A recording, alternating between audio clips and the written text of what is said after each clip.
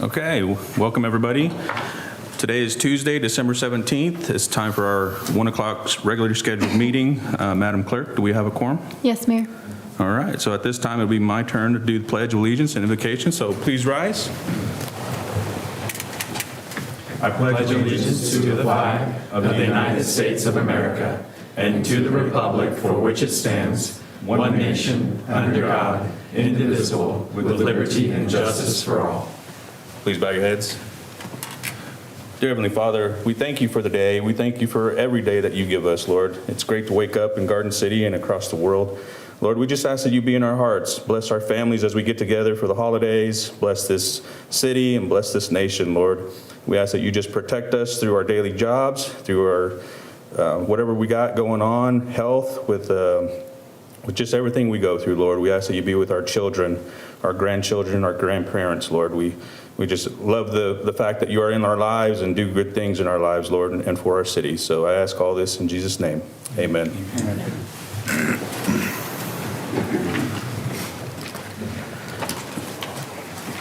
Okay, we'll move along to item 4, approval of the minutes from the last regular meeting. So if there's no corrections, it'll stand approved. Can't see any. Any corrections? Okay. None stated, so those will be approved.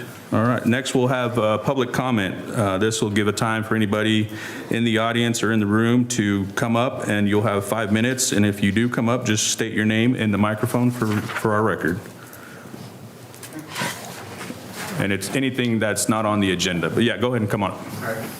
So, name's Ernie Ward. It's time of giving, so Okay. here to give you guys a few things. Don't have time to talk to you about it, so just gonna give it to you. Awesome. Thank you. you. And what was your name again? Ernie Ward. Ernie Porter. Okay. I know someone that's tough. Okay. You just hand them to that side and we can. We'll just hand them down. There you go. That's excellent. Yeah. Thank you, Ernie. Thank you, Ernie. Appreciate it. Thank you. Thanks.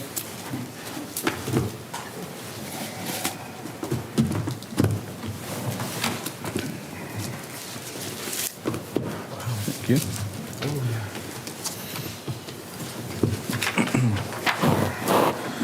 Okay, next will be item 6, Matt. Yeah, there's no considerations of petitions, memorials, and remonstrances this meeting. Under the report of the city manager, we don't have any presentations, just providing you 3 staff reports there. If you have any questions on those staff reports, we'd be happy to field those for you. I would like to say that I appreciate the monthly overviews for the fire department's reports. Thank you. You will certainly pass those along. Meetings of note. Some of those have passed. If there's any of the remaining ones that require an RSVP, please do those through the city clerk's office. I think we're ready for the appropriation ordinance, if approved, would be the approval of appropriation ordinance number 2577-2024A. I'll make the motion to approve appropriation ordinance number 2577-2024A. Second. Okay, it's been motioned and seconded. Any further discussion? All those in favor say aye. Aye. All those opposed? Motion passed. 10A is a scheduled public hearing for 1:30. We'll come back to that item when the time arrives. So 10B, the governing body is asked to consider and approve a resolution of intent to create a redevelopment district, approve a redevelopment plan, and set a public hearing for January 21st, 2025 for SK Cinema Holdings Group, Inc., doing business as Icon Cinema. If approved, this would be resolution number 3144-2024. Good Danielle. afternoon, Mayor and Commissioners. On November 5th of 2024, the City Commission authorized a memorandum of understanding with S&K Cinema Holdings Group, Inc., doing business as Icon Cinemas, that outlined the anticipated project costs along with the anticipated public contributions, including but not limited to tax increment financing, community improvement district, special obligation bonds, and other city incentives. The action before the governing body today is to set the public hearing for the proposed TIF request to create a redevelopment district and approve a redevelopment plan. If approved, a public hearing will be set for January 21st, 2025 at 1:30 p.m. in this room at the City Administrative Center. City Bond Counsel Mary Carson has assisted in the preparation of the attached resolution, which has also been reviewed and approved by the developer. The two alternatives before you today are to approve the resolution and set the public hearing, or you may deny the resolution. Staff recommends alternative 1, and there is no fiscal impact related to this action. Be happy to answer any questions. I make a motion we approve Resolution 3144, 2024. Second. Okay, it's been moved and seconded. Any further discussion? All those in favor say aye. Aye. All those opposed? Motion pass. I know a lot of people are excited about the cinemas. There's been a lot of talk about that. So they keep thinking they're going to be here next week, but I know it's a ways off. So Item 10C, the governing body is asked to consider and approve a resolution of the City of Garden City, Kansas, authorizing the execution of the power purchase agreement between the City of Garden City and the Kansas Municipal Energy Agency. If approved, this would be Resolution 3145-2024. Good afternoon, Mayor and Commissioners. On December 3rd, 2024, the governing body directed staff to finalize the contract components with the Kansas Municipal Energy Agency, KMEA, for a purchase power agreement with the Grand River Dam Authority. The resolution being considered today completes the requirements of the power purchase agreement.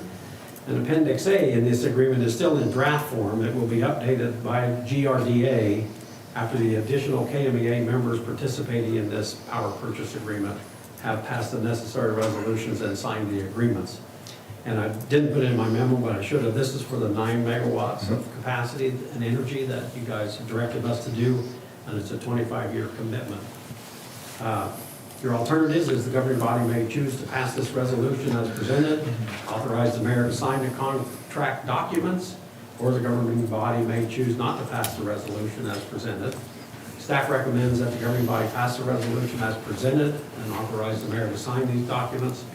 And under a fiscal note, the fiscal impact of the electric budget, the wholesale electric line item, is expected to be $1.97 million. In addition, starting in 2026, and then an increase of 0.8% through the year 2030. We will complete a cost of service analysis that was asked at the last meeting. That will be completed in 2026. That take into all of the expenses in 2025. So I should put that in there, but I did not. I apologize for that. I'm happy to answer any questions you may have. I move that we approve to pass the resolution as presented and authorize the mayor to sign the contract documents. I'll make a second to the motion of approving Resolution 3145-2024. Okay, it's been moved and seconded. Any further discussion? All those in favor say aye. Aye. All those opposed? Motion pass. Thank you. Item D, the governing body is asked to consider and approve a resolution authorizing the execution of a power purchase agreement with the City of Garden City, Kansas, and Municipal Energy Agency, and the Nenaska Flats Solar Project. Yep, I'm still here, Mayor, Commissioners. This item is just to follow up to the last one. There again, on December 3rd, you guys directed the governing body to finalize contract components with KMEA for the purchase power agreement regarding the Nenaska Flats Solar Project. The resolution being presented today completes the requirements of the power purchase agreement with KMEA. And again, this would be for 20 megawatts of energy, basically 10 megawatts of capacity because they derate that energy component, and it's for a 30-year contract. Your alternatives, the governing body may choose to pass the resolution as presented and authorize the mayor to sign the contract documents, or the governing body may choose not to pass the resolution as presented. Staff recommends the governing body pass the resolution presented and authorize the mayor to sign the contract documents. And this particular fiscal note for this item, it will increase the wholesale electric power supply by $2.3 million starting in 2027. And there again, we will complete that cost of service analysis in 2026. I'm happy to answer any questions you may have on this one. And if approved, this would be Resolution 3146-2024. Mayor, I make a motion we approve Resolution 3146-2024. Second. Mike, real quick, I think just for the listeners, these increase in costs is not just for the area of City of Garden City. Could you kind of explain that and elaborate on that, just where the nation, where that cost is incurring and things? Yeah, the cost of energy in general across the entire SPP footprint, or actually across the entire United States, just continues to go higher and higher all of the time. In part, that's due to the demand of AI systems coming online, electric vehicles coming online, and the fact that there just hasn't been any generation built in the last few years, so that cost of energy is going up. It also includes the cost of transmission services that continue to go up. The SPP, they just agreed to last month to spend $8.7 billion in transmission improvements across their entire footprint, and those costs are passed on to those of us that end up using that transmission system. So it's not just us, it's everyone. Everybody works diligently to try to keep these costs down, but so far we've kept it as low as we can, but there's going to be a change across the country, I think. Yeah. So hopefully that answers your question. Yeah, we appreciate your lead on this too, to keep us informed on these rate changes and things. So like I said, I just want to make sure that the listeners are understanding that this is due to infrastructure costs across the nation and not just here in Garden City. But thank you for all the work that you've done to get us this. Certainly. Okay, there has been a motion and a second. Any further discussion? All those in favor say aye. Aye. All those opposed? Motion pass. Item 10E, the governing body is asked to consider and approve establishing through truck routes and regulating commercial truck traffic within the corporate limits of the City of Garden City, Kansas, amending current code sections 86.5, repealing current code section 86.5, all to the Code of Ordinances of the City of Garden City, Kansas. And if approved, this would be Ordinance 3001-2024. Mayor and Commissioners, back on August 21st of 2023, the City of Garden City received a written request from Finney County requesting that the City of Garden City annex a portion of the Jenny Barker Road into the city boundaries. The annexation area is generally located at 2915 North Jenny Barker Road for approximately 4,000 feet. On March 19th, 2024, at 1:30, following a public hearing for the consideration of this annexation of Jenny Barker Road, an ordinance was approved, and that was ordinance number 2977-2024. This portion of Jenny Barker Road was to be added to establish truck routes in Garden City, Kansas.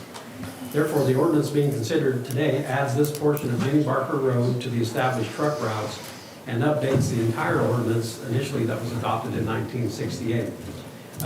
We had worked with the city attorney's office, and they have redrafted that entire ordinance. You can see there were some improvements made, some language that was incorrect before was taken out, and that's all highlighted in the changes.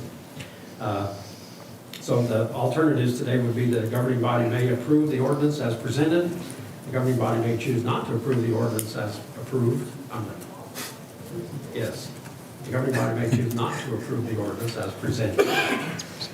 Staff recommends that you approve the ordinance as presented, and there is no fiscal impact to the city by changing these truck routes and approving this ordinance. I'm happy to answer any questions on that as well. May I move we approve ordinance number 3001-2024? A second.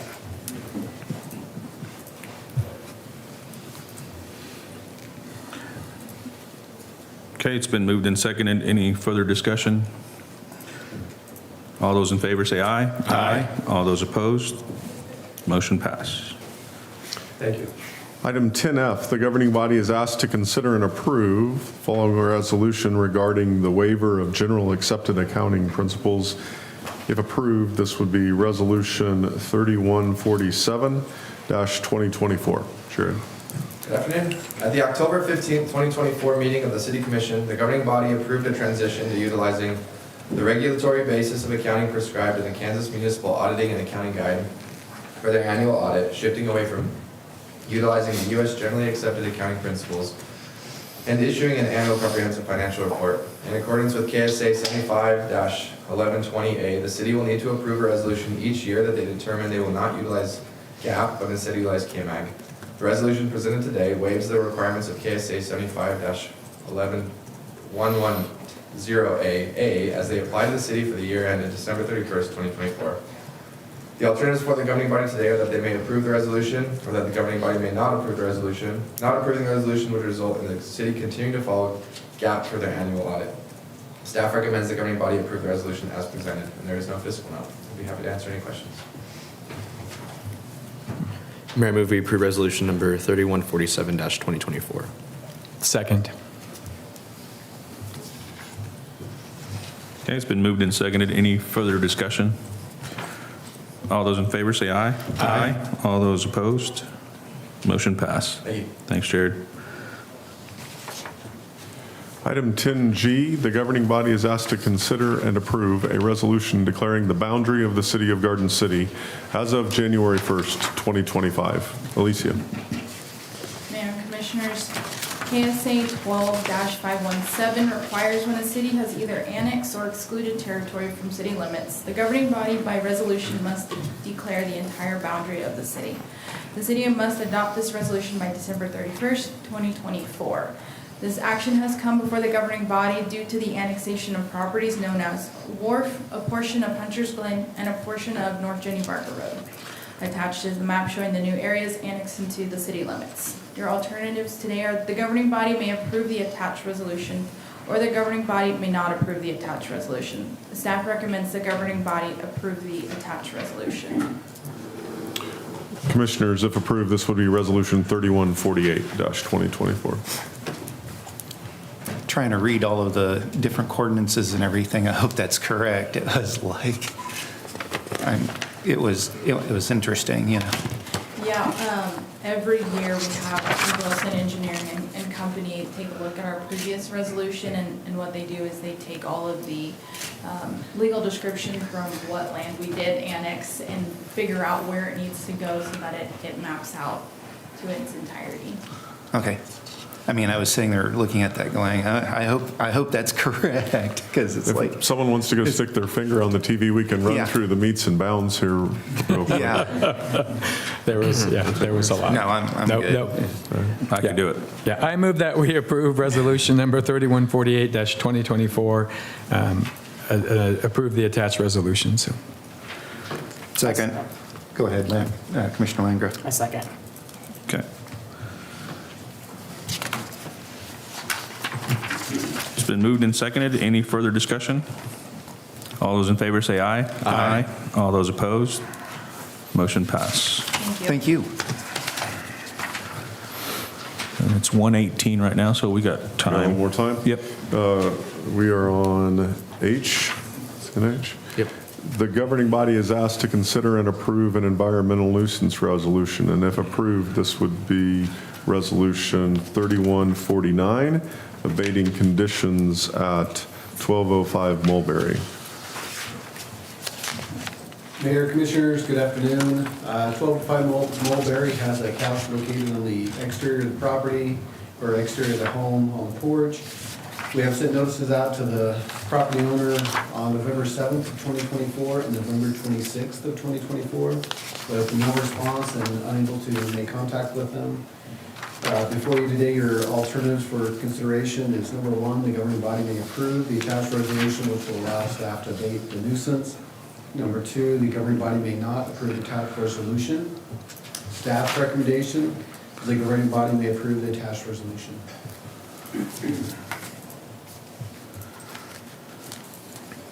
Mayor, I move we approve resolution number 3149-2024. second. Okay, it's been moved and seconded. Any further discussion? All those in favor say aye. Aye. All those opposed? Motion pass. Thank you. Thanks, Trent. Item 12A, the governing body is asked to consider and approve 2 amendments to the development agreement between the City of Garden City and Meadowlark Dairy Nutrition LLC. Mike? Yep, good afternoon again. So this is a rather lengthy background, so bear with me as I read through this. On August 14th of 2015, the governing body entered into a development agreement with Meadowlark Dairy Nutrition LLC to construct a USDA dairy dryer processing plant located on the east side of US 83 between the BNSF Railroad and the Arkansas River. The city owned the property consisting of approximately 156.1 acres. The city and the developer worked together to develop a plan to provide for the construction and financing of certain infrastructure provisions for the city utility services and other costs that were necessary to develop the project. As part of the development agreement, the city paid the developer $2,500,000 on the commercial operation date of the plant in exchange for treated wastewater effluent that the plant would produce. This payment recognized the wholesale rate of 35 cents per 1,000 gallons for the 20-year period, assuming that the plant was operating at full capacity. The development agreement gave the city exclusive rights to the treated wastewater effluent for a period of 20 years. And at that time, there were other parties interested in acquiring that treated effluent from the DFA plant that they would produce. The development agreement also provided options for leasing and purchasing the 156.1 acres of city property that the developer would acquire. During years 1 through 5, the developer could lease the property for $15,000 per year or purchase it for $1 million. The developer chose to pay the annual $15,000 lease payments. And then in years 6 through 10, the developer could also lease the property for $15,000 per year or purchase the property for $1,263,700. And again, at that time, the developer chose to pay the $15,000 lease payments. In 2024, the city approached the developer to negotiate the return of approximately 16.1 acres of the 156.1 acres of property. The 16.1 acres were planned to be used for the construction of the extraneous basin that would be utilized by the city's wastewater treatment plant when it became overwhelmed by heavy rain events that we've experienced in the last few years. After several months of negotiation on the value of the 16.1 acres, along with the value and amount of the treated wastewater effluent that the plant actually produces, and the purchase price of the remaining 140 acres, the following is what is recommended by staff for the governing body's consideration in amending the August 14th, 2015 development agreement. This includes a second amendment to the flat land project development agreement and the second amendment to the lease with option to purchase. If the governing body chooses to approve the 2 amendments, the legal description of Exhibit A will be added to that document before December 31st of 2024. So in summary, the developer agrees to the following. He'll return to the city approximately 16.1 acres for the city's use before the end of 2024. The developer agrees to provide 100% of the treated effluent wastewater to the city for the life of the plant and any designees or assignees that the project might be conveyed to later for any dairy plant operation. The third thing is they will pay the city $313,467 before December 31st, 2024 for not delivering the amount of treated effluent water as agreed to in the original development agreement. They will also pay the city $1,185,334 for the remaining 140 acres during the first quarter of 2025. In these amended agreements, the city agrees to the following: that the removal of any previous annual delivery of 365 million gallons of treated effluent wastewater and only the amount of treated effluent wastewater produced by the plant. So when they originally built it, they thought they were going to generate 1 million gallons per day, and that never happened. So your alternatives today: the governing body may authorize the mayor to sign the amended development agreement between the City of Garden City and Meadowlark Dairy Nutrition LLC as presented. The governing body may choose to not authorize the mayor to sign the amended development agreement between the city and Meadowlark Dairy Nutrition LLC. Or number 3, the governing body may direct staff to make additional changes to the development agreement between the city and Meadowlark Dairy Nutrition LLC as presented. The staff recommends that the governing body authorize the mayor to sign the amended development agreement between the City of Garden City and Meadowlark Dairy Nutrition LLC as presented. The fiscal note is in the amended development agreement between the City of Garden City and Meadowlark Dairy Nutrition LLC. The city will receive $313,476 before December 31st of 2024 and $1,185,334 in the first quarter of 2025 for a total of $1,498,801 and will be deposited into the Water Wastewater Fund under reimbursed development. A lot of information there. I'm happy to answer any questions you may have on all of that. So as far as that 16.1 acres that we're going to be, now, that will be returned to us for our use, that we can use for anything then? Yes, it will. I believe that there's a map. Yeah, in there I was somewhere, looking for it, but, I couldn't see It it. kind of shows where that area is. And it's currently being surveyed to verify exactly what that'll be, and that's where the legal description will be put into that agreement. Okay.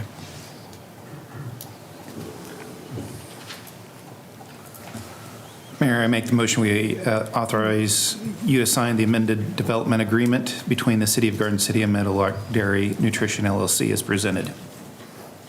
Second. Okay, it's been moved and seconded. Any further discussion? All those in favor say aye. Aye. All those opposed? Motion pass. Thank you. I should have Thanks, said Mike. all along that the city attorney did help do all of this, so it wasn't just. Thank you. Item 12B, the governing body is asked to consider and approve an agreement between the city and Garden City Community College for the use of Garden City Community College property for a disc golf course and natural park. The city has been in discussion with a local disc golf group about possible locations for a professionally designed disc golf course. In 2024, those discussions developed more momentum as the local group became more active and willing to do some of the physical work and fundraising identified as necessary to bring the project to reality at the group's preferred location, which is the undeveloped area around a tailwater pit south of Shulman Avenue on Garden City Community College property. The city manager and the college president met earlier in the year to discuss different alternatives for the property to be used for a disc golf course and a natural park area. Garden City Community College also authorized city staff and volunteers to begin efforts to remedy the tailwater pit and surrounding area from overgrowth and dead timber. Additionally, the disc golf group has been actively raising funds for a professionally designed disc golf course. That design work, pending approval of this agreement, will begin soon, and construction of the tee boxes and baskets would be completed early spring 2025. If approved, this agreement will add a unique park offering to the community and require minimal upfront and recurring capital and labor expense. Garden City Community College Board of Trustees approved this agreement at their December 10th meeting. Your alternatives are to approve the agreement between the city and college for use of the college property for a disc golf course or natural park as presented. The governing body may offer modifications to this agreement, or you may choose not to approve the agreement. Staff recommends approval. Fiscal note, to date, the City of Garden City has expended soft costs in the form of use of equipment and staff and time to clear the area of overgrowth and dead timber and to improve the trail through the property.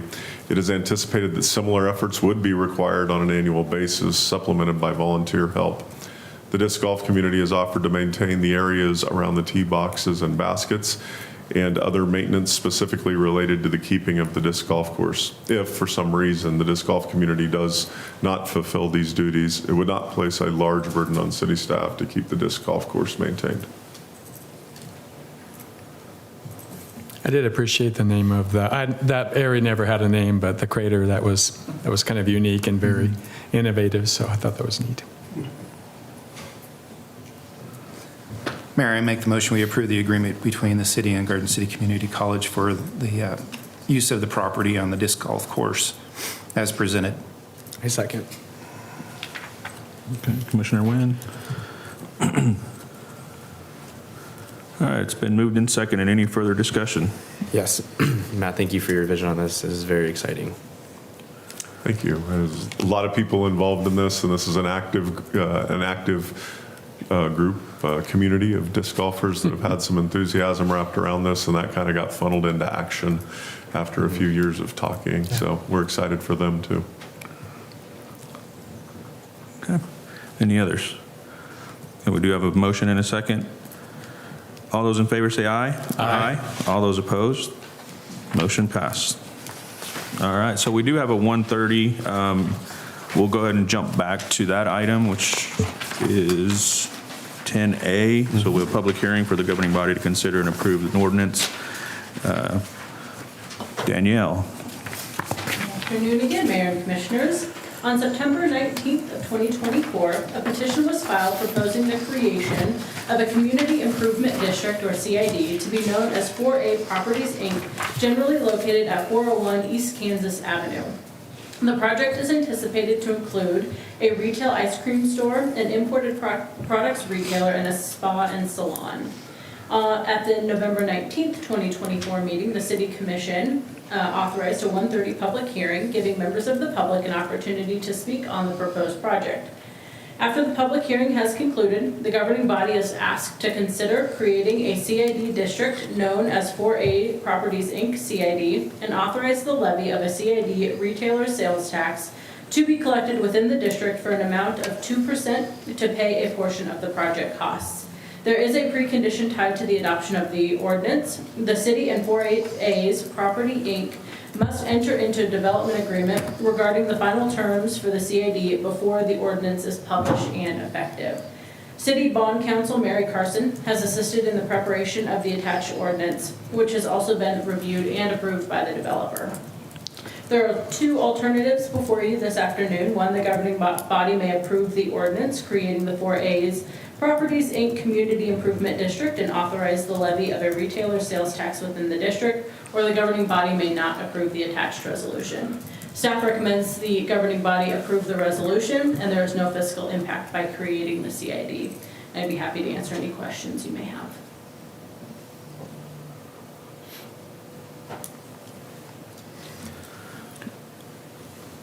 If approved, this would be gotta- ordinance Do we have to open the number- public hearing? Yeah. Yeah, if you want to go ahead and mention the ordinance Yeah, number. if So approved, it'll be 3002-2024. Okay, we'll now go ahead and open the public hearing.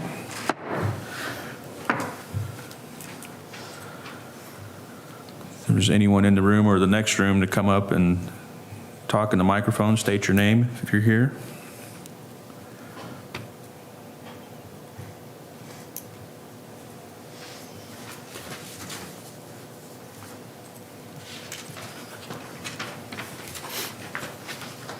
Okay, seeing none, we'll go ahead and close the public hearing. Now, any comments from the commission?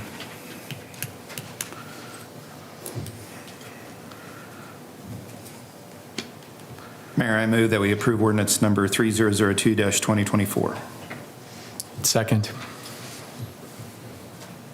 Okay, it's been moved and seconded. Any further discussion? All those in favor say aye. Aye. All those opposed? Motion pass. Okay, and I believe that gets us back over to item 12C. Correct. And we'll let Commissioner Cessna step out before we get started. Okay.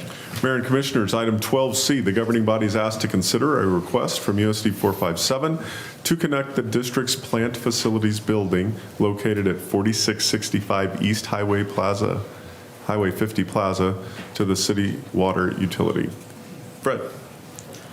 Good afternoon, Mayor and Commissioners.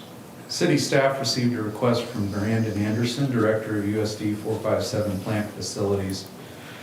USD 457 requests access to the city water utility so the district may discontinue use of the facility's existing domestic well, which would require increased treatment by the owner in order to remain in compliance with KDHE regulation. The location of the USD 457 facilities building is adjacent to existing water utility infrastructure. The USD 457 Board of Education approved connecting the city water utility at their December 2nd, 2024 meeting. Unapproved minutes of that meeting are attached with the agenda item. If approved, the petitioner will be required to meet the following conditions. Per code of ordinance of the City of Garden City, the service tap fee as described in section 90-112B will be 2 times the city rate. The service installation fee as described in 90-112C will be the standard rate. Fees for water consumption under the city rate schedule and the minimum monthly charge will be 2 times the city rate. And the petitioner will be required to execute a pre-annexation agreement for the property before utility permits for the project are issued. The city will be required to acquire a right-of-way permit from the county to install a service line from the main to the USD 457 facility building. A map showing the location of the city water utility infrastructure in relation to USD 457's facility building is attached with this memo. Alternatives for the governing body. The governing body may approve the request of the petitioner to connect to the city water utility with the conditions as outlined in this memo. The governing body may not approve the petitioner's request to connect to the city water utility, or the governing body may direct staff to propose an alternate solution. Staff recommends the governing body approve the petitioner's request to connect to the city water system under the conditions outlined in the memo. Fiscal note, if approved, the additional connection will provide revenue to the water and sewer fund as outlined above, should the petitioner choose to proceed with the project. As far as the right-of-way permit, so would we get that from the county? Is that something that we'll bear the cost of, or will that cost be passed on also, or is that something we'll just take care of? We'll probably cover, that will probably be Part of cost our- that the utility will take on if there is a cost. Mainly, the purpose of the permit is just to advise them that we'll be working through their right-of-way with that service line. And that's for that access road. Right. The main US 50. Yeah, I move that we approve the request of the petitioner to connect to the city water utility with conditions as outlined in this memo. I second.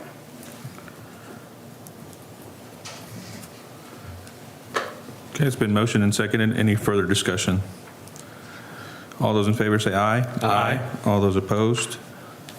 Motion pass. Thank you. All right, thanks, Red.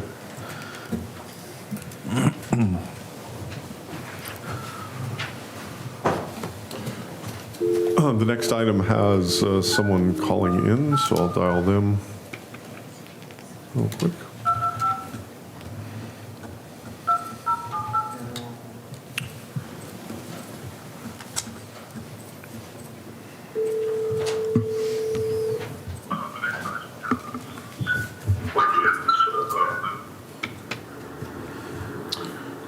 James, are you there? Yes, sir. All right, I'm getting ready. You're in a public meeting at the City of Garden City by phone, and I'm going to begin the agenda item. Very well, thank you. Mayor and Commissioners, the governing body is asked to consider and approve the 2025 property and liability insurance renewal for the City of Garden City, Kansas. The city currently has property and liability insurance coverage provided through Travelers Insurance with Agent Brokers Pro Value Insurance, which expires 12/31/2024. The city retained the use of an independent third-party insurance consultant, Charlesworth Consulting. James Charlesworth is on the phone with us to prepare a proposal and analyze the proposals received. The package premium, including all applicable commissions for the recommended program, is $1,252,408. The analysis of the 2024 renewal and the 2025 proposal is attached for your review. That was prepared for and appears as an attachment to this cover memo prepared by Charlesworth Consulting. Alternative 1, the governing body may approve the 2025 property and liability insurance renewal as proposed by Travelers Insurance for a total of $1,252,408 and give the city manager authority to make coverage modifications that would help reduce costs without unreasonable additional exposure to the city. or the governing body may deny approval of the property and liability insurance renewal. Our recommendation is that you do approve the policy as presented and give the city manager authority to make coverage modifications to help reduce cost without unreasonable additional exposure to the city. The fiscal note is we kind of overall, globally looking at this represents a 23% increase over our 2024 premium, which you did not budget that at 23% increase. You did budget an increase based on what the market was seeing around the time of the budget. This represents something well in excess of that. It is kind of on a macro level, we disperse the cost of the premium proportionately across the different funds of the organization that by and large represent the risk in the organization.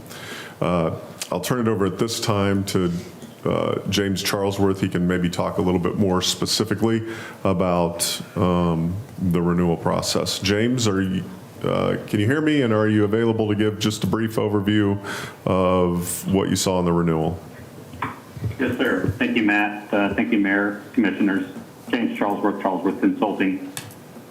So last year we did a full RFP, and we unfortunately only received one bid from Travelers through the local agent and endured a 36% premium increase. Over the last year, not much has changed in the insurance market. There's not much appetite for governmental entity clients. So we went back to our incumbent and asked for renewal. I also contacted others, both an insurance company and a pool, to see if they had any interest in neither one were taking on new clients at this time. That limited us to the renewal, which we received. Originally came in at a 28% increase, but we were able to make some modifications, and the agent was able to get some minor concessions to get the increase to 23%. That 23% represents a premium increase. It needs to be noted that premium is based on rateable items such as your budgeted expenditures, your property values, your number of police officers, number of employees, vehicle count, etc. So the 23% is a combination of both rate increase and exposure increase. The biggest concern we had with renewal was that the property deductible for the perils of windstorm and hail increased from 1% per building per occurrence to 3%, which could have a significant impact, but that is standard for the industry at this time. Our objective is to continue to look at the market over the next several months to see what alternatives are available and hopefully have more options for you next year. Thank you, James. You know, I might also call the attention to the cover memo James provided. If you can see the policy year 12/31/2020 through 12/31/2021, our overall city policy, 460,521. That's nearly a 300% increase since that time in probably less coverage, more risk exposure, I guess. I would say coverage-wise, as James pointed out, we have built some facilities that have added, from a property perspective, that total dollar amount that of buildings that we're insuring. And so, things like, a new airport, new pool, those types of things do create additional premium expense, but they don't fully represent a 300% increase over 5 years. So what percentage of the increase is due to our experience rating? I mean, do we have a good experience rating, or are there things that we can do to lower that? I'm going to let James answer that. He knows a little bit more of the details. James, I'm going to repeat the question in case you didn't hear it. How much of the premium increase is the market? How much of it is the value of what's being insured, and how much of it is our experience? Well, I can say that property values generally are going up 4 to 5% automatically just to keep up with inflation. I think your property's values went up around $7 million again, that was a combination, just inflation and additional. So obviously that had a significant impact. I don't know what your budget expenditures were, but assuming that because of increased payrolls, et cetera, that went up. I really prefer not to talk about loss experience in a forum like this, but I'm happy to have those conversations offline at the direction of the city manager.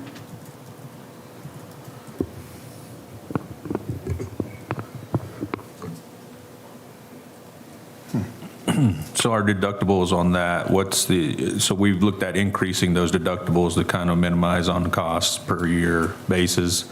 Before, it looks like we had maybe a 50 or a 100,000 deductible. Has it gone up even more from that?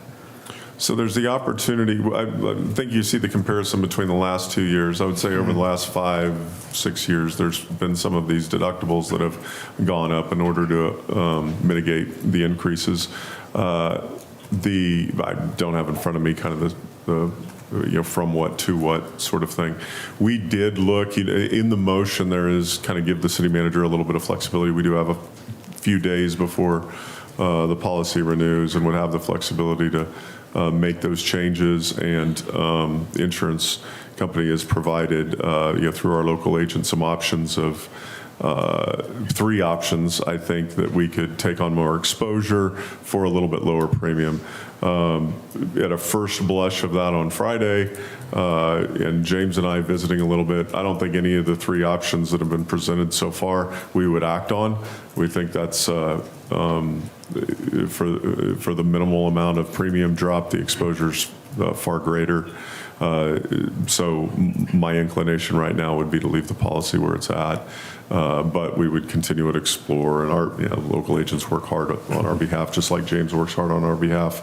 So I don't think we'll stop maybe poking at different parts of the wall to see if there's one that moves, but right now it seems pretty formidable, and it'll be what it'll most likely be what you see before you today. Well, you consider the cost of the buildings are increasing, plus the cost of each loss is increasing with building materials and anything else. So you think about even replacement. So I'm curious about, James talked about hopefully next year being able to get additional either opportunities for people to bid. Are there other insurance companies? I know Travelers is the one, which is local, which I'm glad that they're still wanting to insure us. Are there other ones that you're looking at contacting specifically, James, and next year to make sure, or is that something we can do earlier to make sure that we have working, so we have some options, or? And James, did you hear that question? Yes, sir. I heard it well. Thank you, Matt. So there would be an option for Chubb on the property. The Chubb property programs are very similar to Travelers, and I have concerns about breaking it up to where we only have one line without any supporting premium. We did talk to Employers Mutual Casualty, EMC, which is a very large public entity insurer. You're just a bit big for them, so they were hesitant to proceed, but they did not rule it out going forward. Excuse me. And then I talked to Midwest Public Risk, which is an associational trust or pool. It's similar to the pool that you're in for workers' compensation. It's in Missouri and Kansas. They are still trying to understand their underwriting strategy. Their reinsurance costs went up quite a bit, so they weren't pursuing new accounts at this time, but I'm still keeping that option open.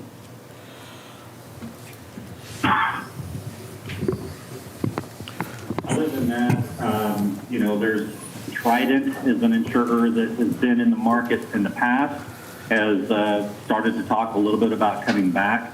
I hesitate to jump until I see a little bit of consistency. They haven't quoted anything that I've seen, but we're continuing to talk with them as well.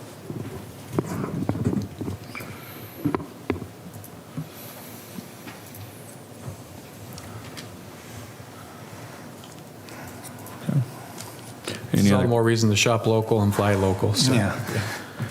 Insurance costs. Great, Mayor.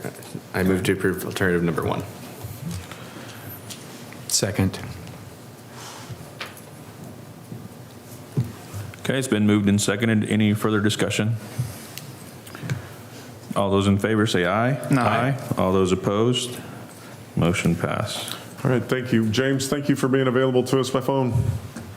Thank you. Happy holidays. Thanks, James.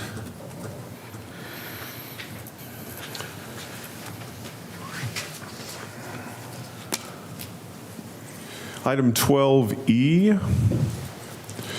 the governing body is asked to consider and approve a notification to the Kansas State Fire Marshal for commercial fire inspections and plan reviews to be performed in 2025. Gene. Good afternoon, Mayor and Commissioners. In November every year, personnel from the Kansas State Fire Marshal's Office and the Garden City Fire Department a notice to allow for commercial fire inspections to be performed locally on specific types of occupancies that are regulated by the Office of the State Fire Marshal.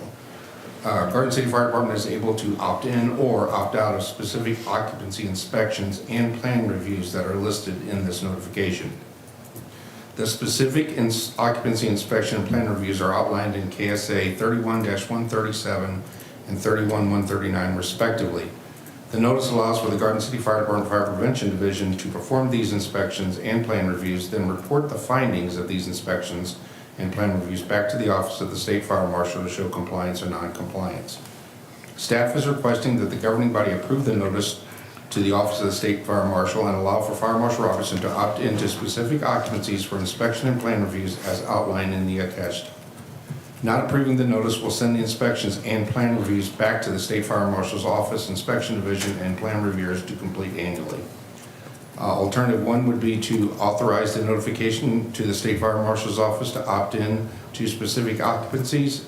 Alternative two, the governing body may not approve notification and provide staff with further guidance. Recommendation, staff recommends that governing body approve authorization of notification to the State Fire Marshal's Office and opt into specific occupancies for the inspections and plan reviews. I'll answer any questions if you have. I move that we approve the authorized notification to the Kansas State Fire Marshal and opt in to specific occupancies for inspections and plan review. I second.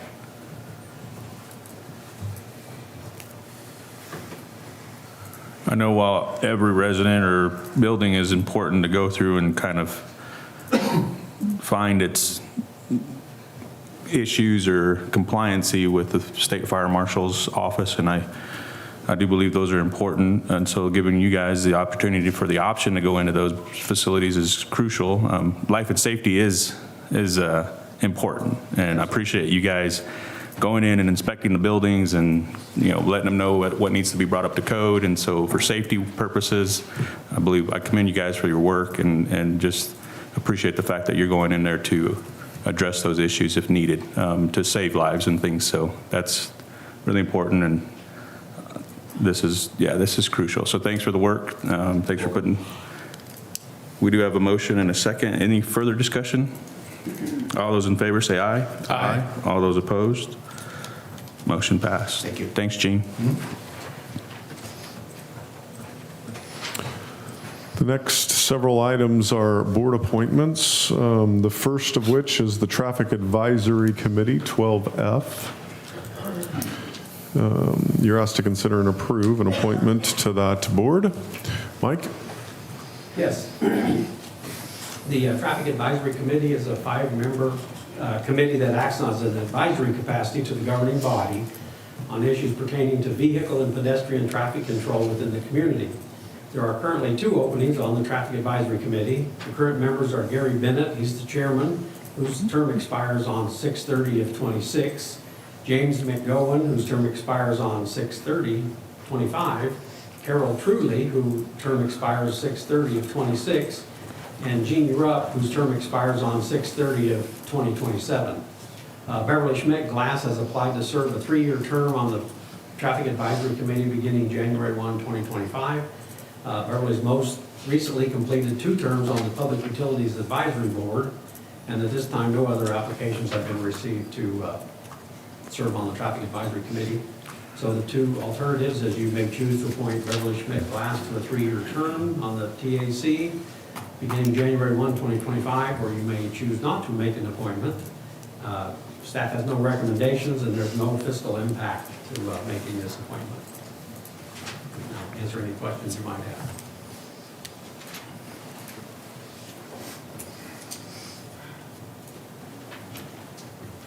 I move we appoint Beverly Schmidt-Glass to a 3-year term on the Traffic Advisory Committee beginning January 1st, 2025.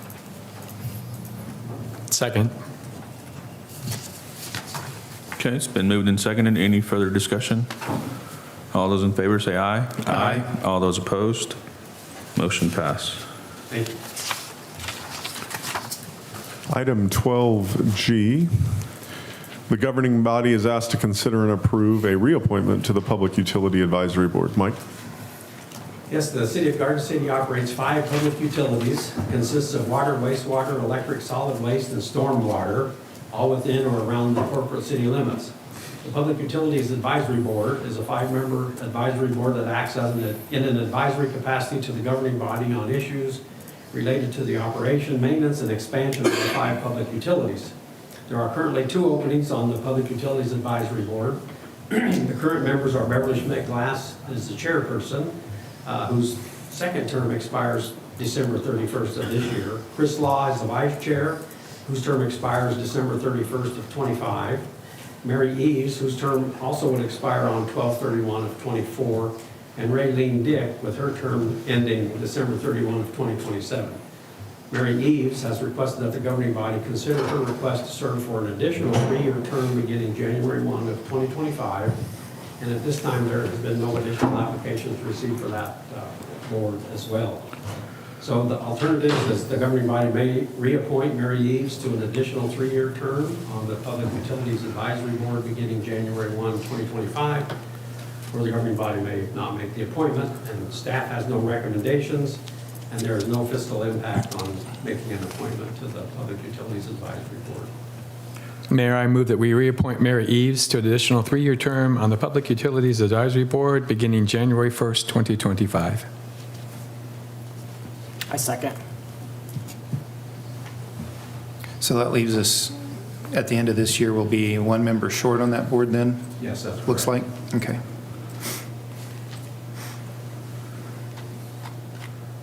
Okay, it's been moved and seconded. Any further discussion?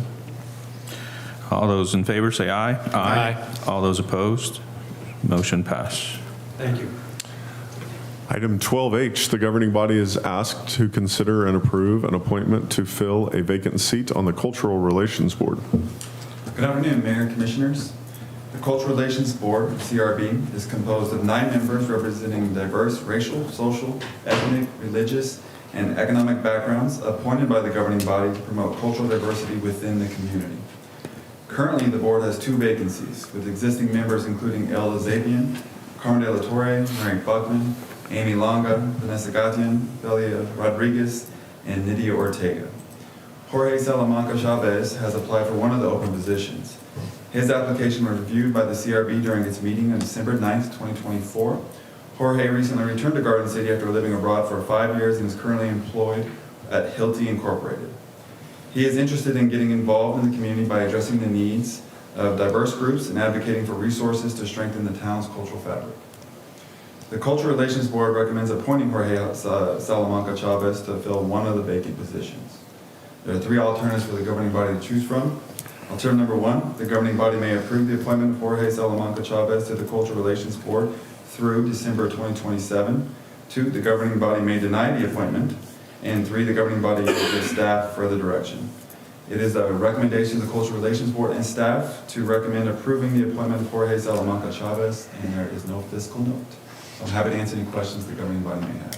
So where did he return? I just was interested that when I saw that about overseas. Do you know where he returned from? Where he was? I believe it was South America. Oh, neat. Which is a big country, but I didn't know. Yeah, I'm not sure. Okay. Mayor, move we approve the appointment of Jorge Salamanca Chavez to the Cultural Relations Board through December 2027. Second. Okay, it's been moved and seconded. Any further discussion? All those in favor say aye. Aye. All those opposed? Motion pass. Item 12I, the governing body is asked to consider and approve an appointment to the City of Garden City Parks and Recreation Advisory Board. Good afternoon. The governing, excuse me, the City of Garden City Recreation Commission is responsible for appointing members to the Parks and Recreation, I'm sorry, let me start again. It's going to be one of those days. The City of Garden City Commission is responsible for appointing members to the Parks and Recreation Advisory Board, which has 7 seats. 6 of these positions are currently filled, leaving 1 seat open if Jessica Montoya is reappointed. If reappointed, Ms. Montoya's term will run from January 24th to December 2027. Ms. Montoya was appointed last December to complete the final year of a 3-year term that was vacated, which spans from January 2021 to December 2024. She has actively participated on the Parks and Recreation Advisory Board and wishes to continue her service. Ms. Montoya is an accountant with a diverse background that includes experience in education, retail, business, nonprofit organizations, and athletics. She is dedicated to giving back to her community and enhancing the quality of life in Garden City. The alternatives before you are the governing body may appoint Jessica Montoya to the Parks and Recreation Advisory Board, or the governing body may deny the appointment of Jessica Montoya to the Parks and Recreation Advisory Board and provide staff with further direction. We have a Parks and Recreation Advisory Board recommendation to appoint Jessica Montoya to the Parks and Recreation Advisory Board. There is no fiscal note. I'll say that her application was very inspiring. It was really neat to read, so I really appreciated it. I move that we appoint Jessica Montoya to the Parks and Recreation Advisory Board. Second. Okay, it's been moved and seconded. Any further discussion? All those in favor say aye. Aye. All those opposed? Motion passed. Thank you. Item 12J, the governing body is asked to consider and approve 2 appointments to the Public Safety Advisory Board. Good afternoon, Mayor and Commissioners. What you have before you is you're being asked to consider and approve reappointments to the Public Safety Advisory Board. Garden City residents Rita Shoemate and Chris Smith have served on the Public Safety Advisory Boards as the citizen at large and homemaker representative since 2021. Both have submitted their applications to be reappointed to the board with terms expiring in December of 2027. Rita and Chris have been valuable assets to the board where they provide support and feedback from the community and actively engage and build relationships with fellow advisory members and the police and fire organizations. You have 2 alternatives before you. Number 1, you may approve reappointing Rita Shoemate and Chris Smith to 2nd terms expiring in December of 2027. Or number 2, you may not approve the reappointments and recommend that the board continue recruiting board members. Public Safety Advisory Board recommends that the governing body approve reappointing Rita Shoemate and Chris Smith to 2nd terms expiring in December of 2027, and there's no fiscal note.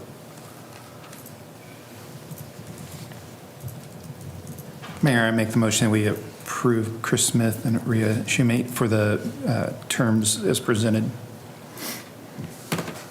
Second. Okay, it's been moved and seconded. Any further discussion? All those in favor say aye. Aye. All those opposed? Motion passed. Thank you. Thanks, There's a Chief. special place in heaven working with the police department in that whole. Item 12K, the governing body is asked to consider and approve appointments to the Holcomb Garden City Finney County Area Planning Commission. Alicia. Mayor and Commissioners, the Holcomb Garden City Finney County Area Planning Commission is a 9-member board that consists of 4 city members, 3 county members, 1 Holcomb member, and 1 at-large member. Sean Collins and Beverly Glass both serve as a city member and have both resigned from the board. Sean Collins' term was set to expire December 31st, 2024, and Beverly Glass's term was set to expire December 31st, 2025. Gina Ann Weicker also serves as a city member with a term expiring on December 31st of 2024. However, she would like to serve another term. There are 2 3-year terms that would start January 1, 2025 and expire December 31st, 2027, and 1 term that would would start January 1 of 2025 and expire December 31st of 2025. The following residents in no particular order have applied and expressed interest in serving on the board as a Garden City representative. Aaron Zeller, Deborah Euler, Elva Madrid, Patrick Garcia, Peter Simmons, Ronaldo Mesa, Tim Hannigan, and Shannon Dick. Finally, Vicki German currently serves as the at-large member and has resigned from the board. Her term is set to expire December 31st of 2025. The at-large member can be from any of the 3 jurisdictions. Should the governing body choose to appoint an at-large member, the applicant would need to be approved by the Board of County Commissioners and the City of Holcomb. The following members, in addition to those listed above, could be considered as the at-large member: Cindy Unger, Jocelyn Estimio, Litzy Reese, Trevor Hands, Abby Franco. Your alternatives today are the governing body may approve appointments to the Holcomb Garden City Finney County Area Planning Commission. The governing body may not approve appointments to the Holcomb Garden City Finney County Area Planning Commission, or the governing body may provide an alternative direction to staff. Staff recommends the board reappoint Gina Anliker to serve a 3-year term on the Holcomb Garden City Finney County Area Planning Commission and appoint 2 other members to the Garden City seats. 1 applicant to a 1-year term and 1 applicant to a 3-year term, and consider making an appointment to the vacant at-large member. And there is no fiscal impact to appointing a board member. Alicia, yesterday at the county commission meeting, the county chose for a Finney County representative Trevor Hands. Correct. So he would be out of consideration for the at-large position because he's already on the planning commission. Okay. I think, Alicia, thank you for that. I'd like to just, if there's any members of applicants in the room and like to come up and talk, you're more than welcome to. I did, however, just for your knowledge, get with Chairman Schultz and discussed some options for the at-large position, as well as the mayor of Holcomb, to kind of just narrow down the list, and we've came across some solutions or options for that. But at this point, I'd like to just open the floor up to the applicants if they're here and like to speak on that behalf.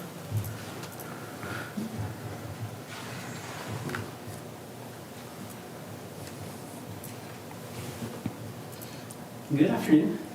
Hello. You probably know me.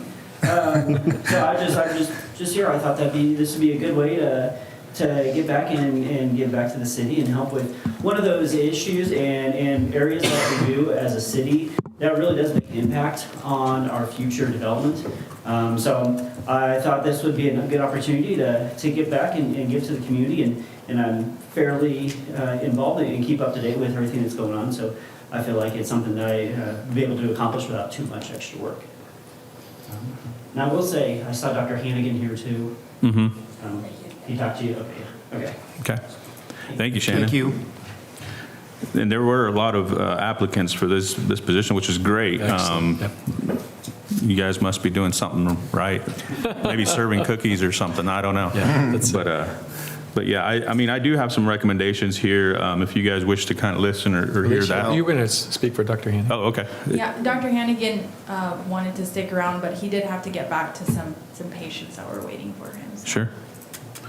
I took my son to him yesterday, so it's not my son, but we understand those patients that he has to get to.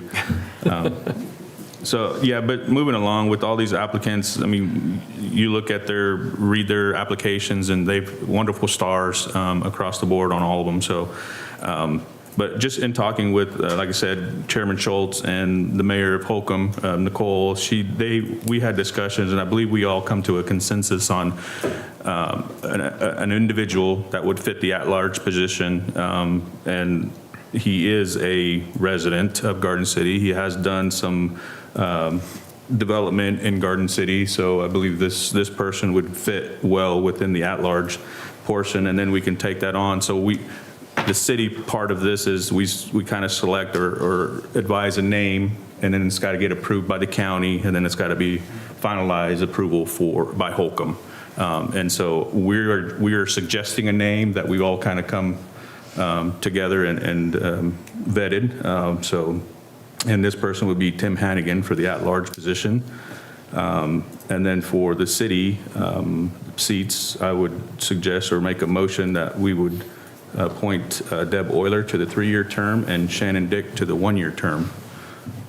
And that would be my motion, if anybody would like to second, or we can move on for discussion. So as far as the at-large term, how long is that term? Is it a 3-year term also? This one would be a 1-year term as they're taking over Vicky Gurman's Okay, the at-large. term that didn't end. So you would have 2 3-year terms for the city and a 1-year term as well. Yeah, I just wanted to make sure for Holcomb.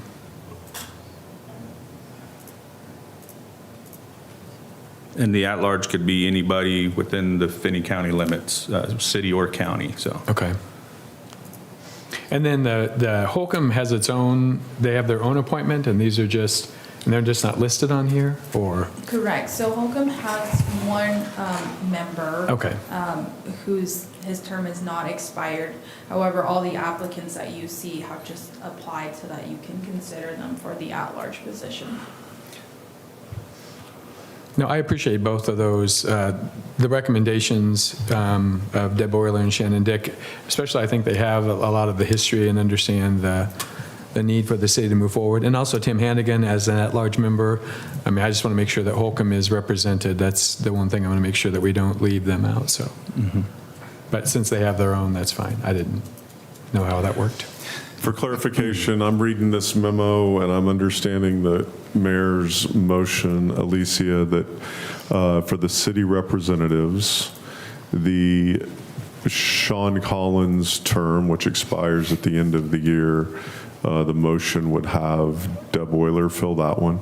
The unexpired Bev Glass term would be Shannon Dick. Gina Ann Liker is a reappointment for obviously the position that she's in for a second term there, and then the at-large is an unexpired term of Vicky Gurman's. Correct. Is that correct? Okay. Boy, this board is going to change a lot. So. Yeah. And I would assume the motion would have to include Gina Ann Liker to continue her term as well. So I'm okay with that one too, adding that in. Yeah. So, I'm sorry, so you have a motion? Can you repeat the full? So the motion was, please? sure, yeah. So I'll make the motion to reappoint Gina Ann Liker for the, is that a 3-year term? Correct. For the 3-year term, and then appoint Shannon Dick for Sean Collins, finishing of that. No, I'm sorry, that's a 3-year term for that new 3-year term. I thought you said you wanted Deb Euler for that 3-year Yes, term. that's right. Deb Euler, sorry. So Deb Euler will fill the 3-year term. That would be for Sean Collins. And then Shannon Dick would serve the remaining year of Bev Glass's term for 1 year. And then also the at-large individual that we would recommend would be Tim Hannigan for the at-large position for a 3-year term.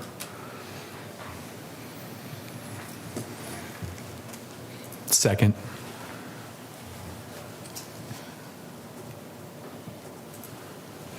Okay, it's been moved and seconded. Any further discussion? I do want to know, all of these are excellent candidates, and I just appreciate having so many. That was almost more difficult than I anticipated, but and they're excellent candidates, and all of these who have let their names stand, would be a tremendous asset, so. Any other discussion? Okay, I'll call the vote. All those in favor, say aye. Aye. All those opposed? Motion passed. Thanks, Alicia. Thank you.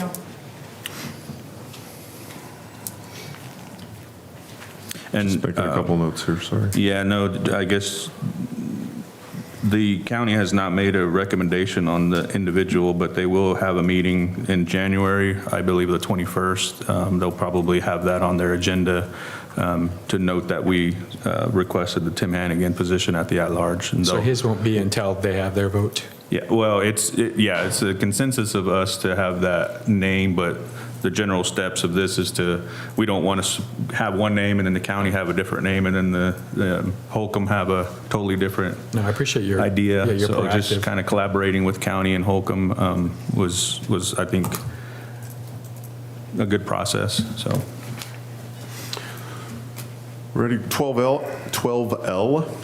The governing body is asked to consider and approve an appointment to the Garden City Board of Zoning Appeals.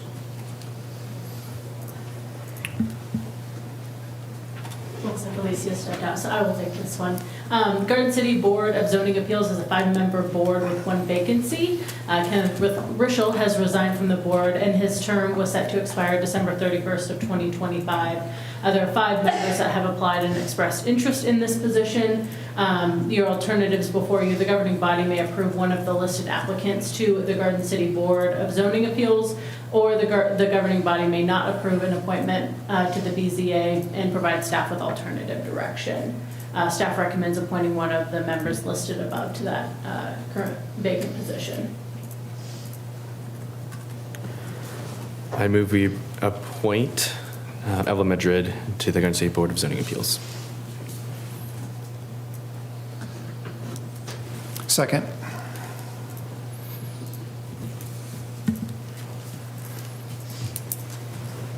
Okay, it's been moved and seconded. Any further discussion? All those in favor say aye. Aye. All those opposed? Aye. Motion passed.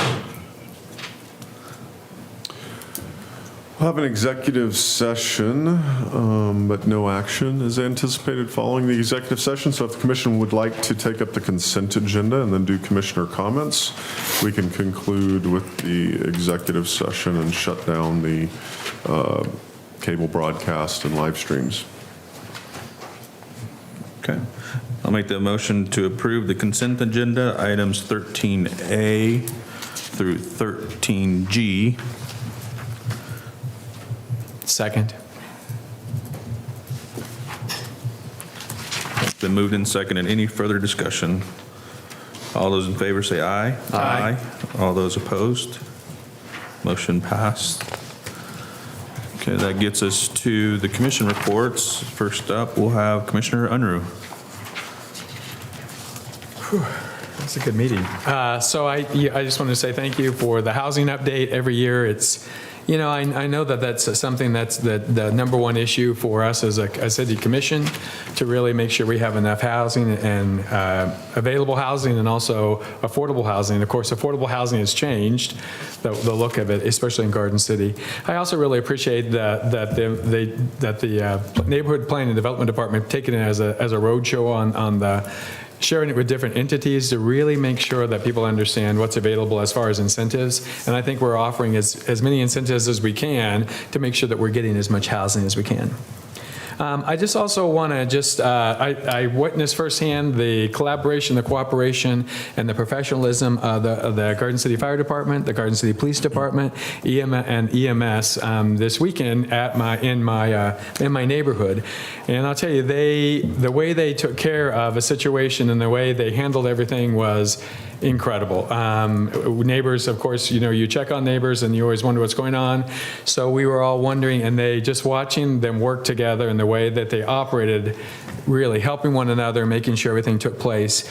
And with that, just to remind you, during this time of the year, to really make sure we check on our neighbors and also, you know, those loved ones. Lots of times during this time of the year, it's a hard time of the year, especially with holidays. And sometimes it's the first time of the holiday where you have a loss, you experience a loss. So just encourage you to make sure you check on your neighbors and your loved ones. You never know what kind of joy or what kind of hope you might be bringing.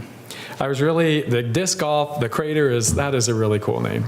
I had no idea. I always said, you know, that big hole over there across from, I never knew what to call it. So, but I really appreciated something like that really coming. Anytime we can get parks and outdoor activity, I think it's really great. I also want to say thank you to each and every person that let their name stand for the advisory boards. The applications were outstanding. And, this is really what helps the city commission, and really makes the city commission work, is them doing the hard work and really doing the heavy lifting, going through a lot of different items and making recommendations so that we have that additional layer really of citizen involvement and citizen input. So I really appreciate each and every one of those. And of course, I wore a Christmas tie today. You don't get a chance to wear these very often. But I just wanted to say, have a Merry Christmas, and I know the New Year is coming, and a happy and safe New Year. That's it. Thank you, Commissioner. Next, Commissioner Cessna. Again, just kind of echo on Commissioner Unruh about the pre-meeting and housing in our community and how those developments are taking shape. It's great to see that we continue to grow in Garden City. Attended the announcement of the Garden City Community College and Kansas State University partnering on their bachelor's program. That's a big win for Garden City as well as southwestern Kansas for the region. So great to see that partnership. And I as well wish everyone a Merry Christmas and a Happy New Year. Thank you. Thank you, Commissioner. Next, we'll have Commissioner Landgraf. I just want to echo what was said. It was great getting an update on the housing. It's good being able to see how that is progressing and hoping to see continued progression as well as our city continues to grow, as housing is one of the biggest needs in Garden City. So I just want to take the time to say thank you to the mayor for hosting the mayor's Christmas party. It was a great time. It was great being able to spend time together with the staff as well, be able to have a little bit of holiday cheer. And then finally, just want to wish everyone also a happy holidays and safe travel as they go out, and just remind folks to shop local and also to travel local as well. Thank you, Commissioner. Next, Commissioner Nguyen. Yeah, I was excited to join Mayor Ortiz at the day of graduation at Jenny Barker, led by Corporal Crockett. It was the first graduation in 25 years, which is really impressive. And then I also attended the KDOT local consulate in the scoring process with the mayor and Commissioner Landgraf. We are incredibly grateful to have previous Mayor Shenedick for his passion and his knowledge to work for great transportation in to advocate for great transportation in Southwest Kansas. And then this previous Saturday was the Red Kettle Ring Off. Our first responders, in a span of 2 hours, raised almost $2,000. A little bit short than that, but almost $2,000. I joined previous Mayor Tim Cruz on the bell ring the day before the ring off, and our caroling, I do not think, broke $100. So, yeah. But also, this is our last city meeting of the year, and I wanted to take a moment to really step back and smell the roses. We've had a lot of difficult decisions, difficult conversations, but also a lot of exciting developments for Garden City. So I'm thankful and honored to work with our community and also the fellow commissioners to help our community grow together. So please enjoy the holidays, invite a neighbor for lunch, walk downtown, see the Christmas lights, and find some time for rest as we gear up for a very exciting 2025 year. Thank you, Commissioner.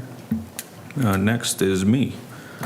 So, all right. It is kind of bittersweet for me. Today is my last meeting of the year as mayor. So I just wanted to thank everybody who's been involved in guiding me and helping me along the way and rubbing elbows with to kind of sharpen my skills for what we do up here on the bench. And as Commissioner Landgraf mentioned, for the cheer, the joy that we had at the mayor's Christmas party, it's pretty special to have conversations with individuals that work in the departments and staff who are on the ground in the boots working. So I don't want to repeat everything that we've said up here on the bench, but a lot of you had some really good remarks on what's kind of been going on recently. We did have some.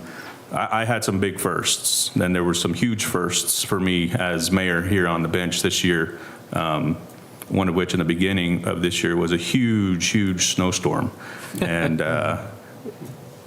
those guys that were out there working on the ground, no tragedies. There were some individuals that was stuck for a long time, and that was scary moments for everybody.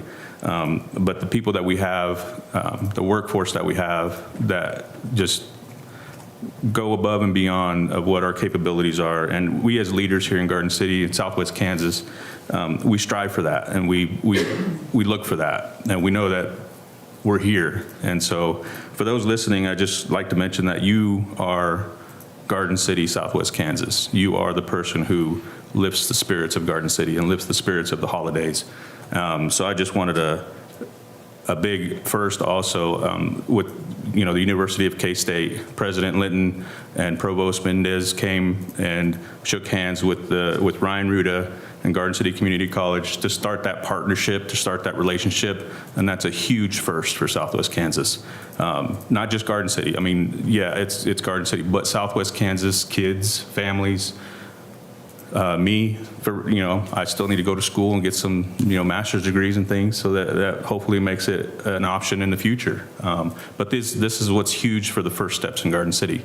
I just encourage you that you highly speak positively about those relationships, because that's what starts these things. We might not see it right away, but you know, here in the near future, we're going to be picking those fruits. And just like the chat program, you know, we won't see that. We need 4,000 units. We're not going to see it tomorrow, but maybe in the next years coming, by 25 or 30 or 35, we'll see those housing units here in Garden City. But I do thank every one of you listening, every person that's not listening. Like I said, I was born in Garden City, but I grew up in Deerfield, and I've just been raised by Southwest Kansas people. Just wanted to say that I love everybody. That's just who I am. I'm a godly person. I have family second, God first. But every one of you is family, and I like to think of you all as family. If we can't get something done, let's work together and try to move forward and not stay in the past. I mean, there's been some bridges burnt and things kind of been weighing over our shoulders, but now is the time to come together and just figure it out, solve it, move forward, and we'll make a better community for us all. So I wanted to say Merry Christmas, and I want to say happy birthday to my mom today. She's 80, so I don't want to leave that out, but I wanted to end on that note. So, all right, thanks everybody. Now we'll go back to our executive session motion.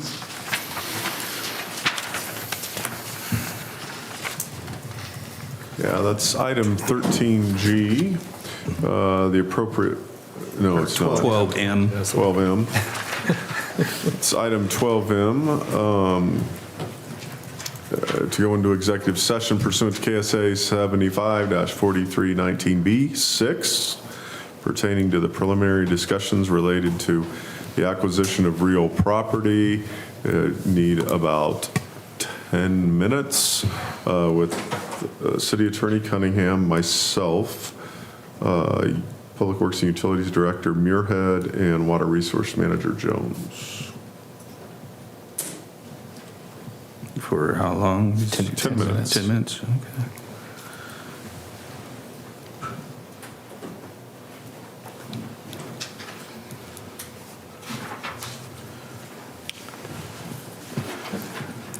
Mayor, I make the motion we go into executive session pursuant to KSA 75-4319B6 pertaining to preliminary discussions relating to acquisition of real property, including Matt Allen, Mike Muirhead, Fred Jones, and City Council Jennifer Cunningham for 10 minutes, starting at, do we want to take a quick break? Yeah. We'll start at 10:35? At 2:30. Or 2:35. I'm thinking 10 there are 10 minute, for 10 minutes starting at 2:35, and we'll get out at 2:45. Okay. I second. Okay, it's been moved and seconded. Any further discussion? All those in favor say aye. Aye. All those opposed? Motion passed. All right. Thanks everyone for coming. Hey,